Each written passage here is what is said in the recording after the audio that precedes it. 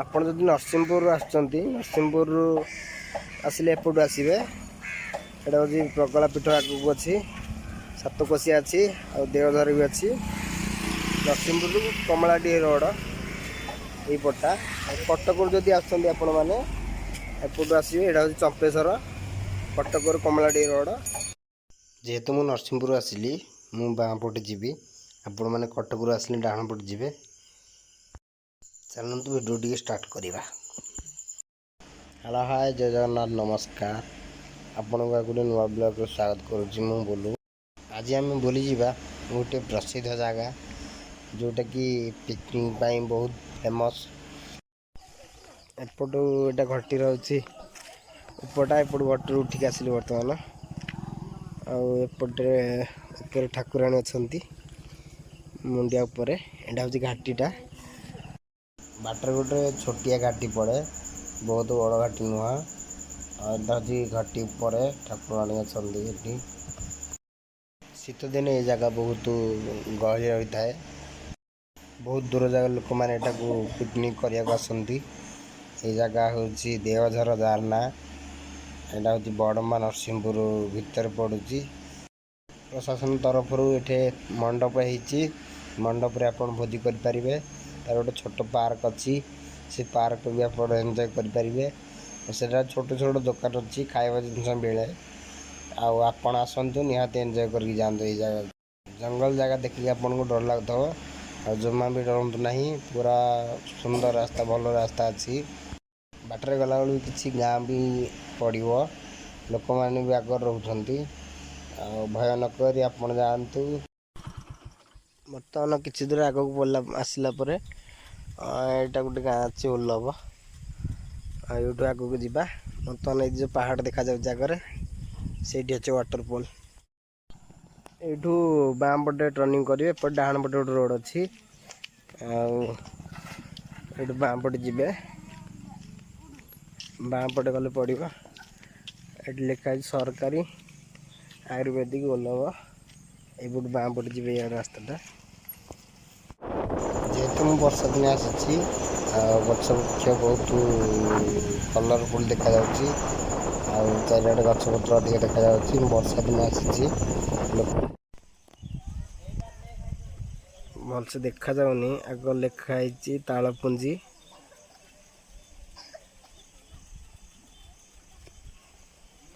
ଏଇଠୁ ଡାହାଣ ପଟକୁ ଯିବା, ବାଁ ପଟେ ନୁହଁ। ସିଧା ଗଲେ ଗାଁଟା ପଡ଼ୁଛି, ଡାହାଣ ପଟେ ଏପଟେ ଗଲେ ଦେଓଝର ପଡ଼ିବ। ଆମେ ଡାହାଣ ପଟେ ବର୍ତ୍ତମାନ ଯିବା। ଫାଇନାଲି ଆସିକି ଆମେ ଜାଗା ମୁଣ୍ଡରେ ପହଞ୍ଚିଗଲୁ। ଆଉ ଦି ସାଇଡ଼୍ ପଟେ ଏମିତି ଗଛ ଅଛି। ଏଇଠି ଆସିକି ଆମେ ଜାଗା ମୁଣ୍ଡରେ ପହଞ୍ଚିଗଲୁଣୁ। ଚାଲନ୍ତୁ ଦେଖିବା ଆଗରେ କ'ଣ କ'ଣ ଅଛି, ଆଉ କେମିତି ସିଷ୍ଟମ୍ ସବୁ ଅଛି।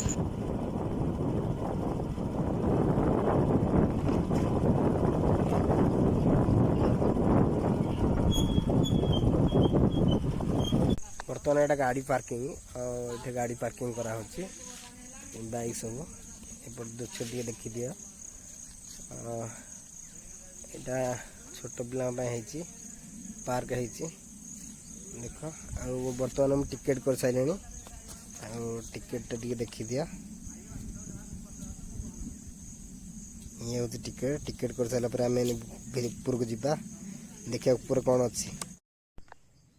ପ୍ରାକୃତିକ ଜଳପ୍ରପାତ ଓଲବ, ନରସିଂହପୁର, କଟକ। Natural waterfall. ବର୍ତ୍ତମାନ ବାଁ ପଟେ ଯିବା, ଗାଡ଼ି ଥୋଇ ଦେଇକି ଆସିଛି ମୁଁ। ଦେଖିବା ବାଁ ପଟେ ଯିବା, ଏଇ ବାଉଁଶ ପଟେ। ଏପଟେ ଯିବା, ଦେଖିବା ଆଗରେ କ'ଣ ଅଛି। ଯିବା। ଏପଟେ ଜଙ୍ଗଲଟା। ବର୍ତ୍ତମାନ ଏଇ ବାଉଁଶ ଭିତରେ ଆମକୁ ପଶିକି ଯିବାକୁ ପଡ଼ିବ। ବର୍ତ୍ତମାନ ଯାଉଛି, ଆଗରେ ଦେଖିବା କ'ଣ ଅଛି। ନଳକୂପ ଗୋଟେ ଅଛି ଏଠି, ଆଉ ଏଠି ବସିବା ପାଇଁ ସୁବିଧା କରାହେଇଛି। ଏଇ ଜଙ୍ଗଲ ଭିତରେ ଆସିବାକୁ ପଡ଼ିବ, ଯେହେତୁ ମୁଁ ବର୍ଷା ଦିନେ ଆସିଛି। ଆଉ ଗଛ ବୁଛ ବହୁତ ଭଲ ଦେଖାଯାଉଛି, ପୁରା ବହୁତ ବଢ଼ିଆ ଦେଖାଯାଉଛି। ଭିତରେ ଭିତରେ ଆପଣମାନଙ୍କୁ ପଶିକି ଯିବାକୁ ପଡ଼ିବ। ବର୍ତ୍ତମାନ ପାଣି ଯାଉଛି, ଆଉ ବହୁତ ପାଣି ହେଇଛି। ଦେଖ देखिए ये आमको जावाक पड़ो बर्तमान ये भितर आम जा पशिकी के पानी हो जानी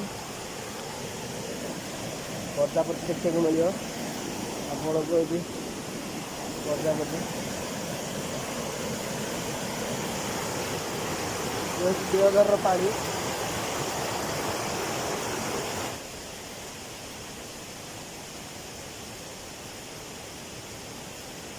पानी तो देखला बेलू बहुत गुड़े पानी है आम सेपटे जा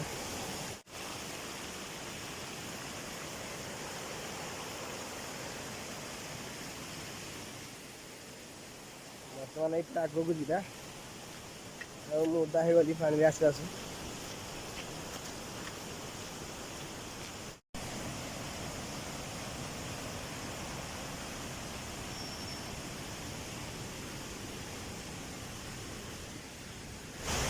निहाती देखी प्रजापति टे देखिए ये बहुत प्रकार प्रजापति देखा मिले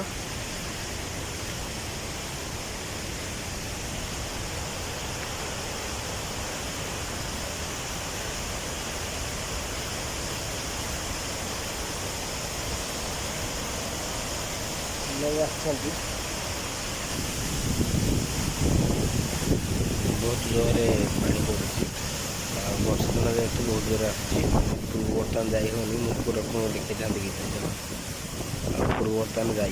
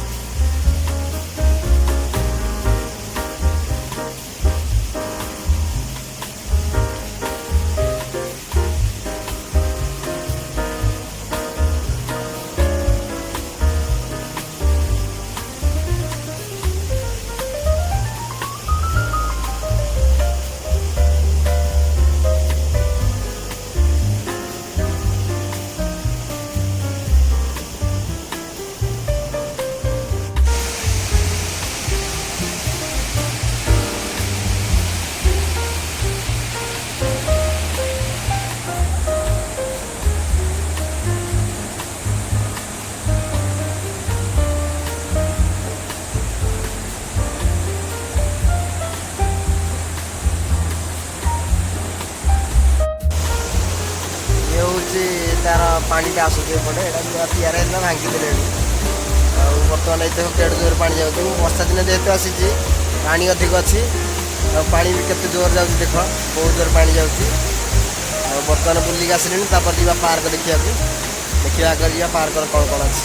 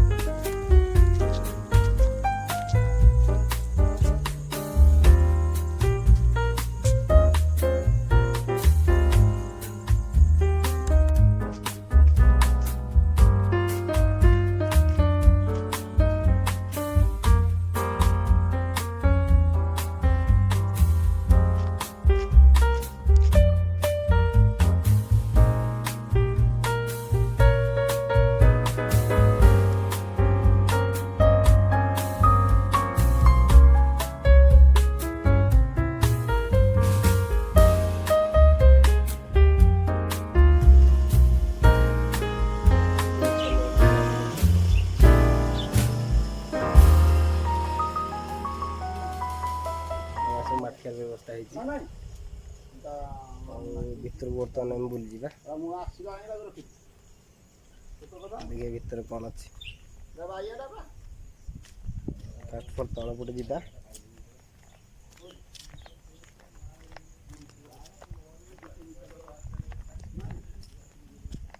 ଶୀତ ଦିନେ ଟୁରିଷ୍ଟ ପାଇଁ ଏ ଜାଗାଟା ଭଲ। ଆଉ ଶୀତ ଦିନେ ବହୁତ ଗହଳି ରହୁଛି, ଲୋକମାନେ ବହୁତ ଆସୁଛନ୍ତି, ଏଠି ଭୋଜି ଫୋଜି କରୁଛନ୍ତି। ସେଥିପାଇଁ ବ୍ୟବସ୍ଥା ହେଇଛି, ଭୋଜି ମଣ୍ଡପ ସବୁ କିଛି ଜିନିଷ ଅଛି।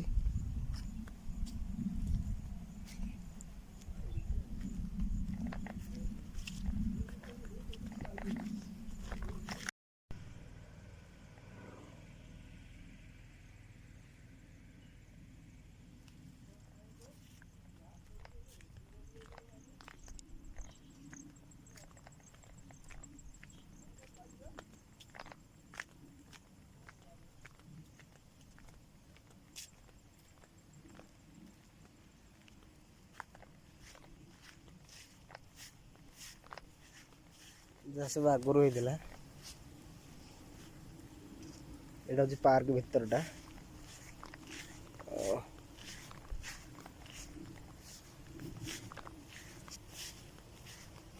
ଭାଙ୍ଗା ଭଙ୍ଗି ସବୁ ହେଇଗଲାଣି।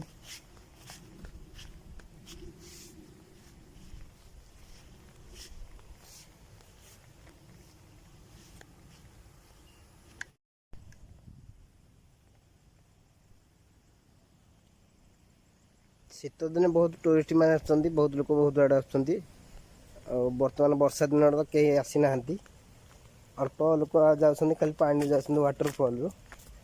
ବେଶୀ ଲୋକ ଆସିନାହାନ୍ତି। ବର୍ତ୍ତମାନ ଇଏ ସଜା ହେଇନି କିଛି। ବର୍ତ୍ତମାନ ବର୍ଷା ଦିନ ଗଛ ଫଛ ସବୁ ଉଠିଯାଇଛି। ଆଉ ବର୍ଷା ସରିଲା ପରେ ପୁଣି ଥରେ ରେଡ଼ି ହେବ। ଏପଟେ ମହାଦେବ ଅଛନ୍ତି, ଆଉ ଏପଟେ ପିଣ୍ଡିର ବ୍ୟବସ୍ଥା ହେଇଛି। ବର୍ତ୍ତମାନଠୁ ନିୟମ ଲାଗୁ ହେଇଯାଇଛି, ଆପଣମାନେ ବି ଯଦି ଆସୁଛନ୍ତି ଆଉ ବାହାର ଜାଗାରେ ଏଠି ସେଠି କରିବେନି। ଏଇଠି ତା ପାଇଁ ବ୍ୟବସ୍ଥା ହେଇଛି, ପିଣ୍ଡି ମାନଙ୍କରେ ଆପଣ ଭୋଜି କରିକି ଖାଇପାରିବେ। ଆଉ ଆଗପଟକୁ ଯିବା, ଦେଖିବା ସେପଟେ କ'ଣ ଅଛି।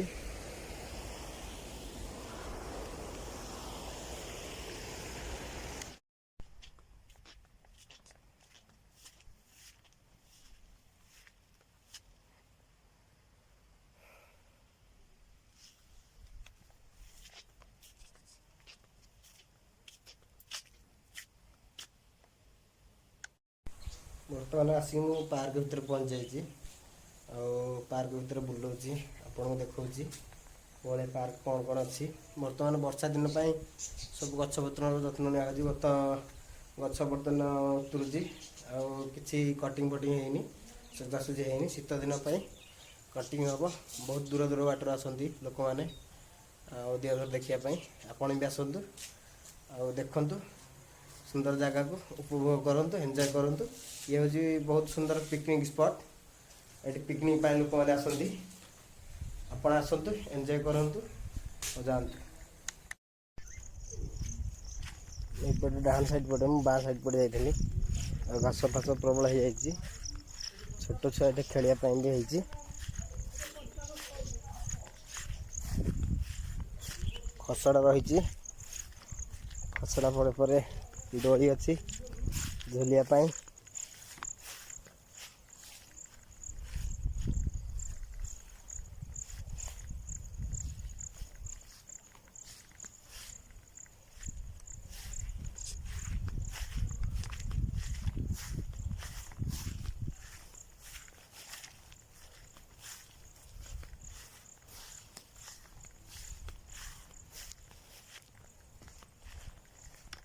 ଗୋଟେ କୋଉ ଘର ଅଛି। ଏପଟେ ତାଲା ପଡ଼ିଛି। ସେପଟେ ଆଗ ଗେଟ୍ଟା। ବର୍ତ୍ତମାନ ଏତିକି ଜିନିଷ ଅଛି। କିଛି ସଜାସଜି ହେଇନି। ଶୀତ ଦିନ ମୁଁ ଗୋଟିଏ ଥିଲା ନେଇଯାଉଛି ଘରକୁ। ଏ ଗୋଟିକ ଘରକୁ ନେଇଛି। ଏଇଟା ଭଲ ଅଛନ୍ତି।